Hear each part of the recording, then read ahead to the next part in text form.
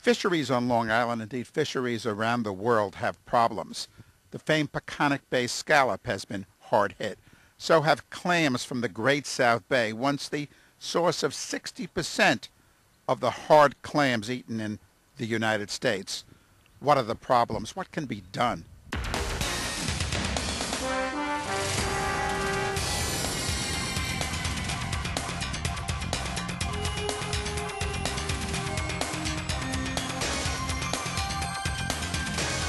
Kevin, the fisheries on Long Island, indeed around the world, are in a state of crisis. Why? The fisheries are in crisis.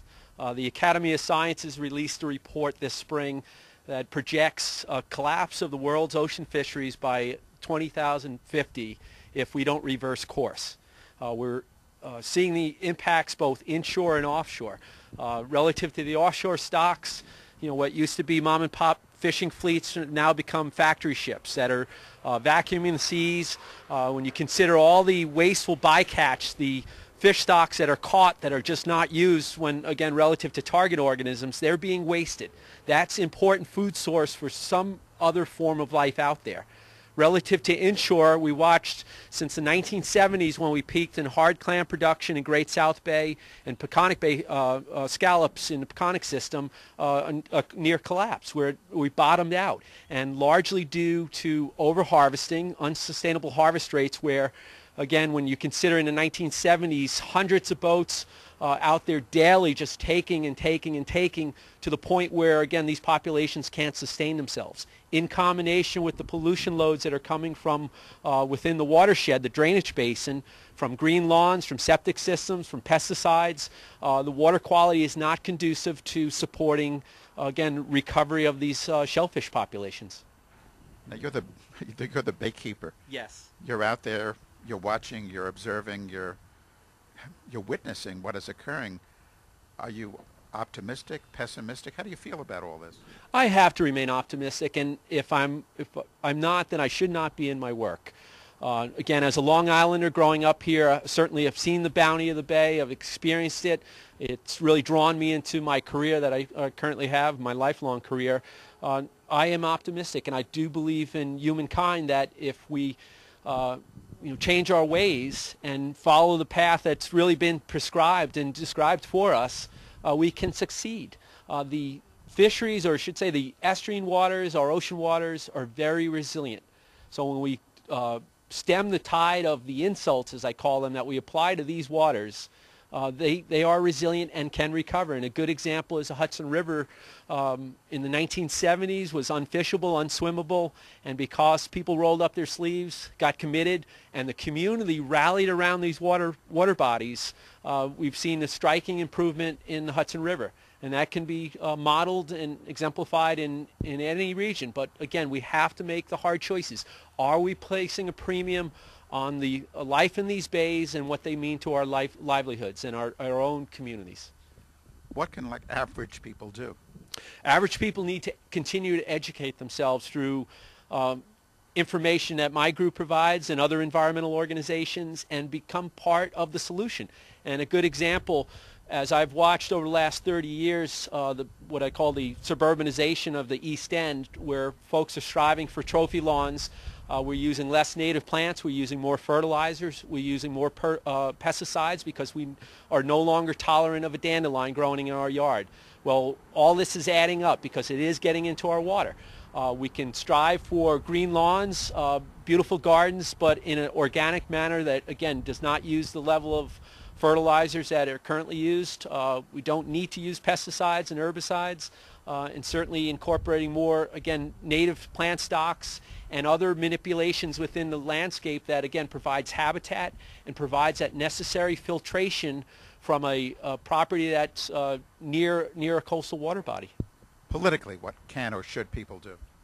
Politically, they need to activate themselves, and I know, I often tell people to live within themselves relative to involvement.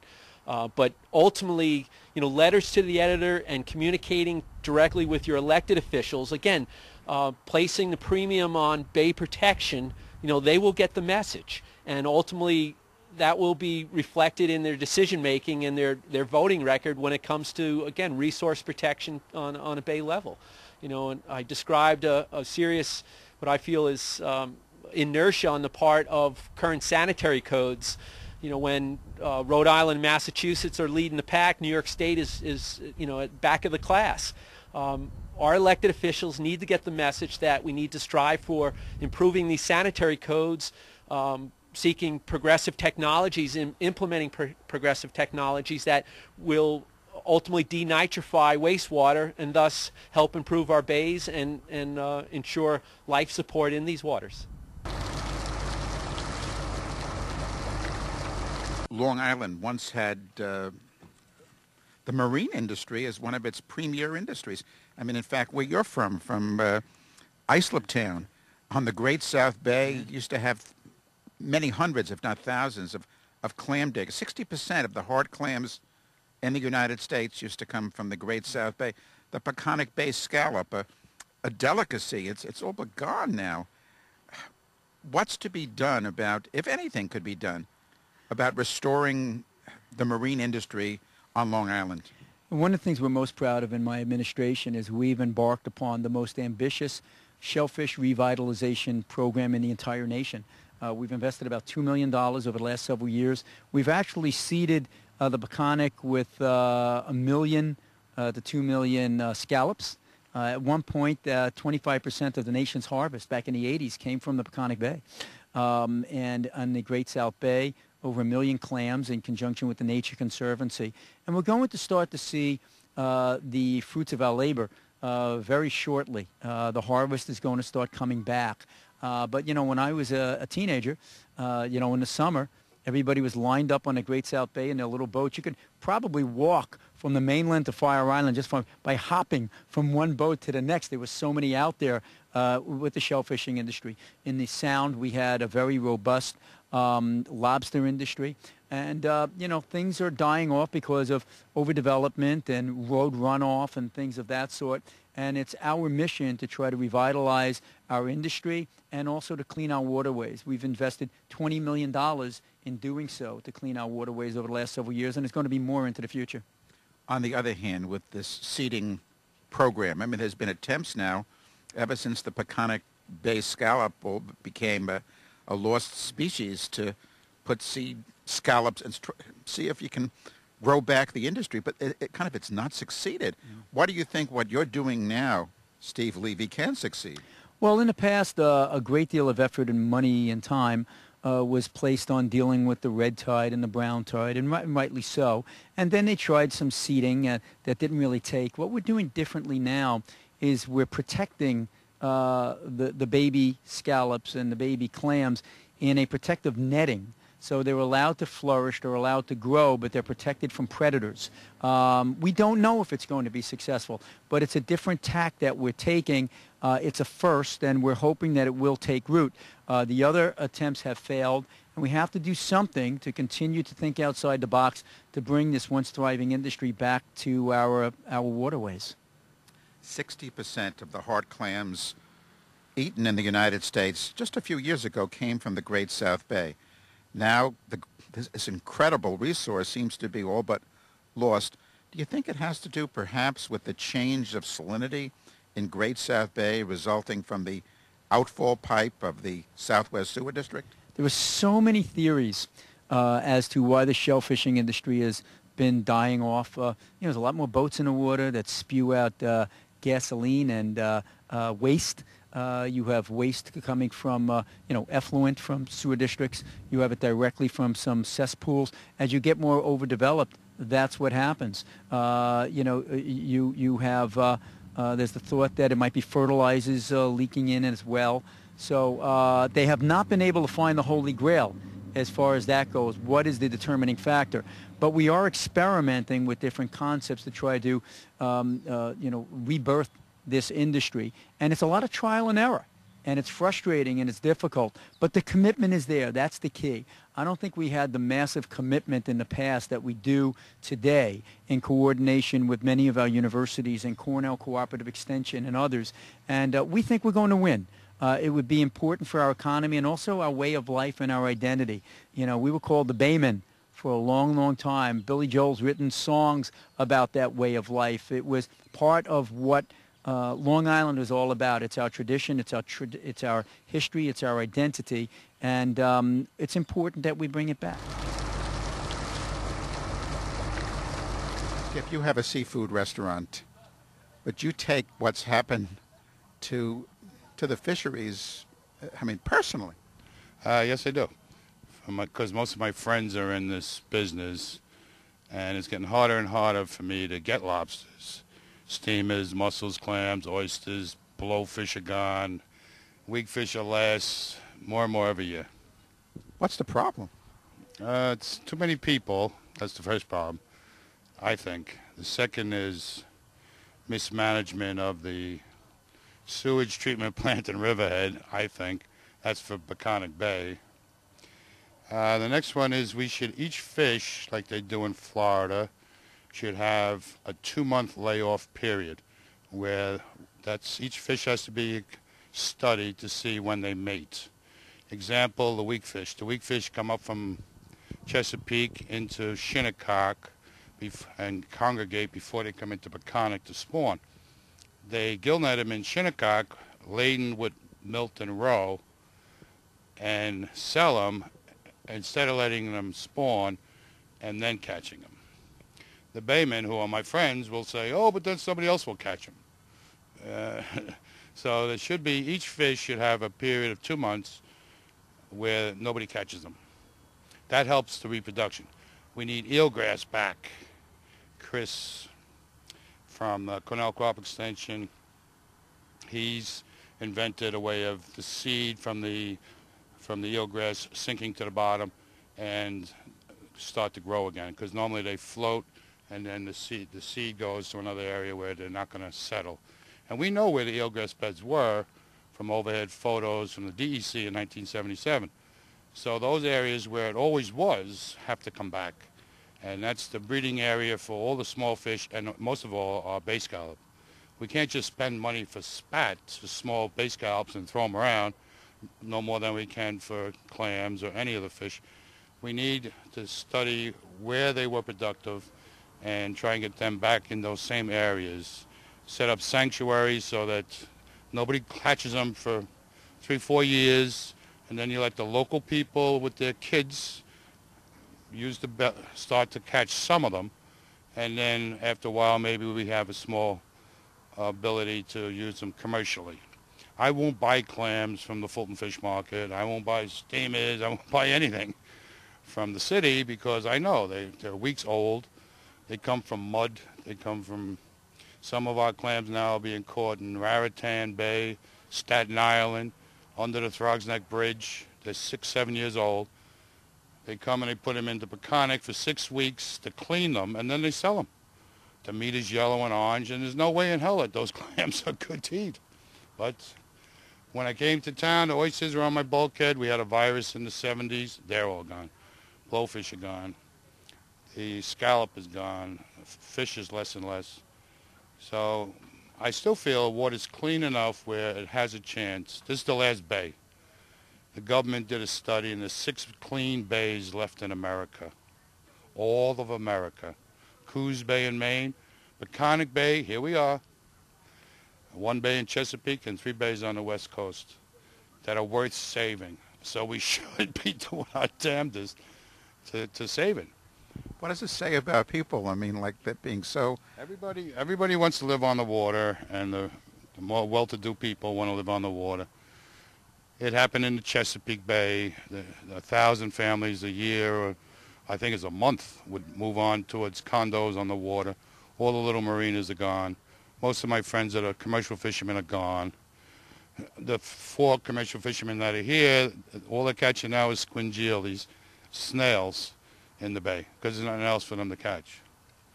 But I believe, I still see that the bay can sustain a viable industry, but we need a more conscious effort. We need everybody to know that, and we need all the younger people to come out and vote so we get support for the people that are concerned about it. I'm into native plantings, I'm into the native butterflies, I'm into the fish, but it's hard. It's very hard. there's very few clams left. Whatever they're doing, whatever we've been doing isn't working because there's no clams. There's no scallops, very few. So there's got to be another way of doing it, and I think it's public awareness. It's always public awareness. We need people to stand up and demand cleaner water. Runoff. There's a 4-foot pipe coming right in the corner of my marina. When it rains, the entire Sunrise Highway drains through that pipe into my pond, into Cold Spring Pond here. It used to be very productive. It still is, but nothing like it used to be. 3-foot thick scallops sitting over there. We used to catch all the scallops for the restaurant. I haven't seen a bay scallop, more than a half a bushel in 15 years. But so we got to stop the runoff. I'm joined with Kevin now. They had a man that invented a filter, so I got to go through now the chain of command to install this filter, even though it's draining into my marina. But the worst is oils and antifreeze. When cars overheat or they sit in traffic, and the residue you see in parking lots from the cars running, that gets swept down with the rainwater.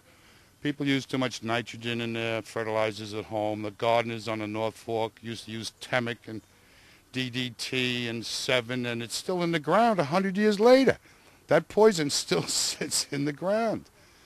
And we're learning more about it. People are more conscious about it. But it's still, a lot could be done to stop that runoff, at least treat it before it goes into our water, and spend more research and time. Cornell Crop Extension is wonderful. They are the people that are doing the SPAT program in the North Fork and South Hold and East Hampton. We need something like that in Southampton. That's my first response. The trustees are wonderful people, but they rely on the Donegan patent and they want to keep everything the same. They got to get with it. They got to step up and do more to keep the water clean, so people can still go swimming and take their children clamming once in a while, take them fishing. It's a nice thing to do. Nancy, you were on the Mid-Atlantic Fisheries Council in the 1980s when there was really this effort to deal with overfishing and somehow manage the fisheries. Well, the fisheries legislation was passed in 1976, and I think it was a response more to foreign fishing, which every American fisherman felt that Russia, especially Russian trawlers, would come into our waters and overfish, take our fish. And so this legislation was passed. It extended our boundaries to 200 miles. It established councils on all of the coastal waters of the United States, including Guam, West Coast, East Coast, and I represented New York State on the Mid-Atlantic Fisheries Management Council. We were appointed by nominated by the governor of your state and appointed by the Secretary of Commerce. How did it work out? Well, it was an experiment in government, and that's what they called it. I think it was successful to some degree, but I think it could have been much more successful than it was. It was a collaboration of the fishing industry, the State Department, the National Marine Fisheries Service, the state fisheries officer, and the Coast Guard, so that all the elements of managing the fishery and the catch could come together and make decisions, hopefully good decisions. But I think what happened was it really took a lot of courage for fishermen to regulate themselves, to say that they agreed with the fisheries scientists, and the fisheries scientists were indicating that there was overfishing. And the fishermen wanted to believe that it was the foreign fisheries causing the problem, or the loss of fisheries habitat, or something like that, but not take the responsibility themselves for overfishing. And actually, overfishing was very large problem. So, Was it finally dealt with? There comes some sort of closure here where responsibility was taken? I don't think so, no, because we had a collapse of the fisheries. The ground fish, especially in New England, came to very low levels. Even now, we still have not recovered all of the fisheries which need to recover. I think striped bass is a very good example of a fishery that did come back because it was properly managed, and I think the 30-inch length, which was a requirement to take a striped bass, helped, because they could then spawn year after year, and the fishery grew and came back. And the same kind of thing is required for a lot of other fisheries, and that has not happened. It's not happened. I don't think so, no. We are overfishing now. I know I just read in the paper that one of our local restaurant tours, the Lobster Inn, said that they could not open the restaurant because they have a shortage of lobsters, and that is clearly because there's been overfishing. Swordfish is a problem. A lot of other. As soon as a fish becomes popular and it's overfished and a lot of people like it and use it, I think the same cycle occurs. There is not restraint, which is needed by the managers to manage the fishery properly. This is kind of like killing the goose that lays the golden fish, so to speak.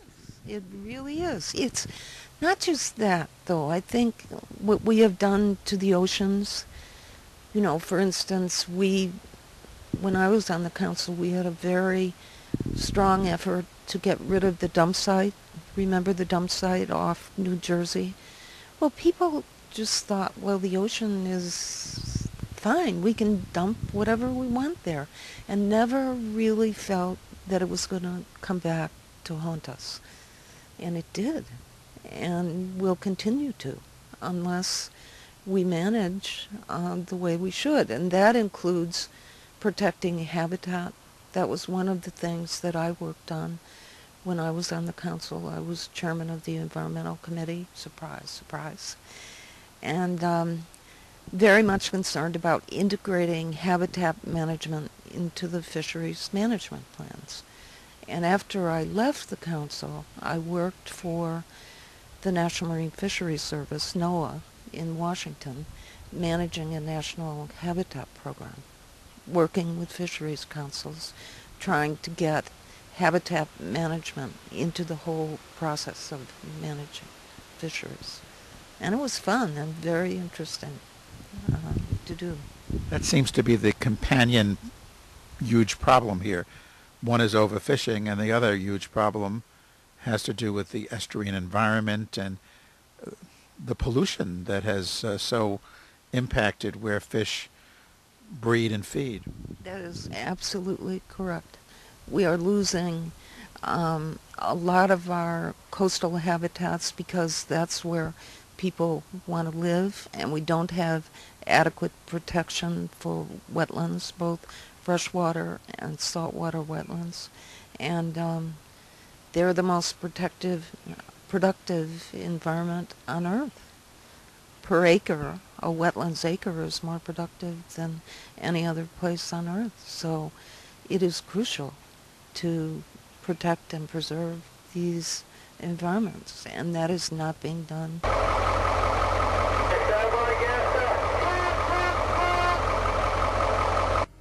Stuart Vorpahl is one of the last of the Bonicas. There was a lot more fish decades ago to be caught than there are now. Well, yes and no. In the 1950s, the fluke were here. The draggers worked on them backside along the ocean. We caught a lot of them in the fish traps. We'd haul seine for them at nighttime. And about by the mid-60s, they disappeared. Hardly no fluke at all, and they come back about 10 years ago. At times, the bay for 3 or 4 years would be solid loaded with porgies. Next season, none. I remember well what they did with the weakfish in the 40s. There was a lot of weakfish around because I was a little tyke then. I wouldn't know no reasons, you know what I mean? I just knew whether they caught fish or they didn't catch fish. But my grandfather, he was a charter boat operator out of Matawako, and he would go up in Peconic Bay and go weak fishing. And I remember 1950 and 1951, in the springtime, all the crews from Amagansett would go up in Peconic Bay and they would power seine for weak fish. And they'd bring the fish back to Amagansett to Ted's or Old Bill's yard. I think Old Bill's yard that time, because there was no packing house. Yes, it was to Montauk Seafood with Ted Lester's place over on Cross Highway. My father never got his packing house going to 1955. But anyway, they'd get back about 3 o'clock in the morning, and they'd come home, wake us kids up, and they'd give us jackknives. They were small, narrow-bladed jackknife, because the weak fish weren't but about that long. And there'd be a whole boatload of them. And they'd have to be gutted, because otherwise they're going to spoil. And us kids would gut those weak fish. And I can remember the fishermen saying how, because we have all these small weak fish, the next season they're going to be a little bit bigger, and you're going to get more weight and more value out of them, you know. Well, also at the time, which wasn't familiar with me because I was only 10, 11 years old, there was a huge political battle going on up there in Peconic Bay, because the sportsmen, unlike in the 40s, they couldn't catch them great big 10, 12-pound weak fish because they were all smaller. Well, they blamed the commercial fishermen for this smaller sized fish, and I think it was in 1952 they passed what was called the Horton-Lupton Bill. It greatly restricted the commercial fishermen up there in Peconic. They could only go there like 3 days a week. Couldn't go on weekend. They couldn't go from Thursday night to Sunday night. And what would happen, it'd be bad weather the first beginning days of the week, so they couldn't fish. And then you can't go on the weekends, so they just lose out, you know. But that bill was passed by legislature in Albany. It was totally opposed by the, as you were familiar with, the Suffolk County Board of Supervisors. You were back to that time when we had the Suffolk County Board of Supervisors. They opposed that legislation terribly because it was so one-sided. It was against the commercial fishermen. The recreational people still go up there and catch all they wanted. What happened was, the following year, you know how many weak fish they caught? None. And there was no weak fish here for 22 years. The point is, this place is never chock full of fish. You have periods of scarcity and abundance. That's been going on for since the seas were created. In the mid-1930s, striped bass were considered extinct. There were no Fulton Fish Market landings for a couple of years. Then in 1938, a fellow by the name of Dave Wallace, who eventually became director of the New York State Conservation Department. He was from, I think he was from Maryland, and his wife was a leader, president of the Oyster Institute down there.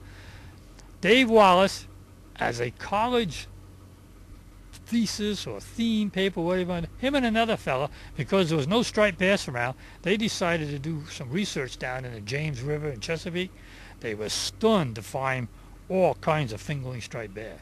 What do you think of government regulation to try to, the rationale is to prevent overfishing and maintain a healthy fishery? Well, there's probably overfishing in some aspects, but as far as our working here on the island, no.